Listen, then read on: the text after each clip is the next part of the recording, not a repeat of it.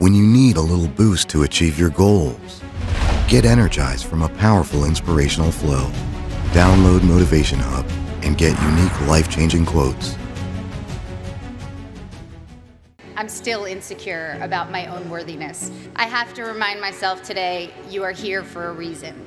Sometimes your insecurities and your inexperience may lead you to embrace other people's expectations, standards, or values. But you can harness that inexperience to carve out your own path, one that is free of the burden of knowing how things are supposed to be, a path that is defined by its own particular set of reasons. The other day, I went to an amusement park with my soon-to-be 4-year-old son, and I watched him play arcade games. He was incredibly focused, throwing his ball at the target. Jewish mother that I am, I skipped 20 steps and was already imagining him as a major league player with what his aim and his arm and his concentration. But then I realized that when he won, he was playing to trade in his tickets for the crappy plastic toys. The prize was much more exciting than the game to get it. I, of course, wanted to urge him to take joy in the challenge of the game, the improvement upon practice, the satisfaction of doing something well, and even feeling the accomplishment when achieving the game's goals. But all of these aspects were shaded by the little 10-cent plastic men with sticky, stretchy blue arms that adhere to the walls. That was the prize. In a child's nature, we see many of our own innate tendencies. I saw myself in him, and perhaps you do too. Prizes serve as false idols everywhere. Prestige, wealth, fame, power. You will be exposed to many of these, if not all. A couple of years ago, I went to Tokyo with my husband, and I ate at the most remarkable sushi restaurant. I don't even eat fish, I'm vegan, so that tells you how good it was. Even with just vegetables, this sushi was the stuff you dream about.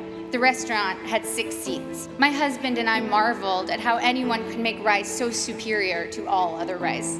We wondered why they didn't make a bigger restaurant and be the most popular place in town. Our local friends explained to us that all the best restaurants in Tokyo are that small and do only one type of dish, sushi or tempura or teriyaki, because they want to do that thing well and beautifully. And it's not about quantity, it's about taking pleasure in the perfection and beauty of the particular. I'm still learning now that it's about good and maybe never done. That the joy and work ethic and virtuosity we bring to the particular can impart a singular type of enjoyment to those we give to, and of course to ourselves. In my professional life, it also took me time to find my own reasons for doing my work. The first film I was in came out in 1994, again, appallingly, the year most of you were born. I was 13 years old upon the film's release, and I can still quote what the New York Times said about me, verbatim. Ms. Portman poses better than she acts. The film had a universally tepid critical response and went on to bomb commercially. That film was called The Professional, or Leon in Europe. And today, 20 years and 35 films later, it is still the film people approach me about the most to tell me how much they loved it, how much it moved them, how it's their favorite movie. I feel lucky that my first experience releasing a film was initially such a disaster by all standard measures. I learned early that my meaning had to be from the experience of making the film and the possibility of connecting with individuals rather than the foremost trophies of my industry, financial and critical success. And also that those initial reactions could be false predictors of your work's ultimate legacy. I started choosing only jobs I was passionate about and from which I knew I could glean meaningful experiences. This thoroughly confused everyone around me, agents, producers, and audiences alike. If I had known my own limitations, I never would have taken the risk. And the risk led to one of my greatest artistic and personal experiences, in that I not only felt completely free, I also met my husband during filming. Similarly, I just directed my first film, A Tale of Love and Darkness, and was quite blind to the challenges ahead of me. The film is a period film, completely in Hebrew, in which I also act, with an 8-year-old child as a co-star. All of these are challenges I should have been terrified of, as I was completely unprepared for them. But my complete ignorance as to my own limitations looked like confidence and got me into the director's chair. Once there, I had to figure it all out, and my belief that I could handle these things, contrary to all evidence of my ability to do so, was half the battle. The other half was very hard work. The experience was the deepest and most meaningful one of my career.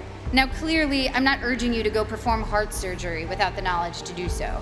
Making movies admittedly has less drastic consequences than most professions and allows for a lot of effects that make up for mistakes. The thing I'm saying is, make use of the fact that you don't doubt yourself too much right now. As we get older, we get more realistic, and that includes about our own abilities or lack thereof. And that realism does us no favors. People always talk about diving into things you're afraid of. That never worked for me. If I'm afraid, I run away, and I would probably urge my child to do the same. Fear protects us in many ways. What has served me is diving into my own obliviousness, being more confident than I should be, which everyone tends to decry in American kids, and those of us who have been grade inflated and ego inflated. Well, it can be a good thing if it makes you try things you never might have tried. Your inexperience is an asset and will allow you to think in original, unconventional ways. Accept your lack of knowledge and use it as your asset. I know a famous violinist who told me that he can't compose because he knows too many pieces, so when he starts thinking of a note, an existing piece immediately comes to mind. Just starting out, one of your biggest strengths is not knowing how things are supposed to be. You can compose freely because your mind isn't cluttered with too many pieces, and you don't take for granted the way things are. The only way you know how to do things is your own way. You here will all go on to achieve great things. There is no doubt about that. Each time you set out to do something new, your inexperience can either lead you down a path where you will conform to someone else's values, or you can forge your own path, even if you don't realize that's what you're doing. If your reasons are your own, your path, even if it's a strange and clumsy path, will be wholly yours, and you will control the rewards of what you do by making your internal life fulfilling. At the risk of sounding like a Miss America contestant, the most fulfilling things I've experienced have truly been the human interactions. Spending time with women in village banks in Mexico with Finca, a microfinance organization. Meeting young women who were the first and only in their communities to attend secondary school in rural Kenya with Free the Children, a group that builds sustainable schools in developing countries. Trekking with guerrilla conservationists in Rwanda. It's a cliche because it's true, that helping others ends up helping you more than anyone. Getting out of your own concerns and caring about someone else's life for a while reminds you that you are not the center of the universe, and that in the ways we are generous or not, we can change the course of someone's life